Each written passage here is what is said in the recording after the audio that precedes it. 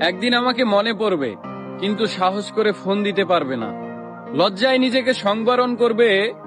আমাদের এত গল্প আর এত স্মৃতি জমেছে যে তুমি অন্য কারো মাঝে আমার ছায়া দেখবে, কিন্তু সেখানে আর আমাকে পাবা না।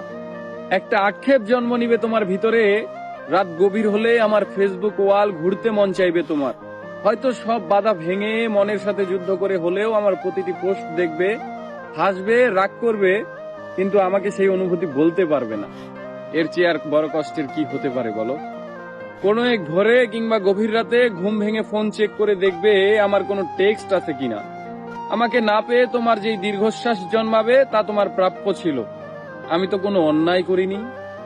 এখন যার সাথে আছো তাকে নিয়ে যতই সুখে থাকো, যতই ভালো থাকো, আমি জানি আমাকে তোমার মনে পড়বেই, কারণ আমি তোমাকে ঠকাইনি।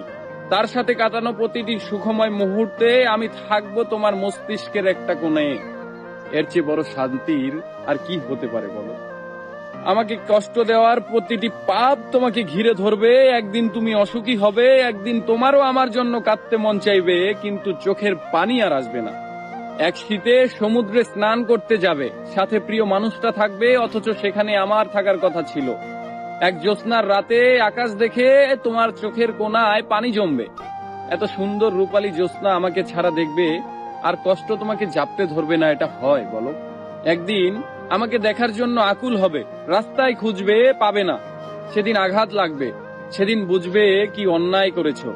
একদিন বুঝবে ভালো একটা সম্পর্ক শেষ করে কেউ ভালো থাকে না। একদিন বুঝবে কথা দিয়ে কথা না রাখাটাও একটা অন্যায়। সেদিন চাইলেও আর নিজেকে ভালো রাখতে পারবে না।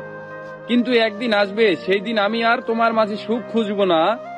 আমি না চাইতেও তোমার দেওয়া প্রতিটি অবহেলা একদিন আমার জীবনে অন্য কারো মাধ্যমে সুখ হয়ে ফেরত আসবে, কিন্তু আমি আর তোমাকে মনেও করব না।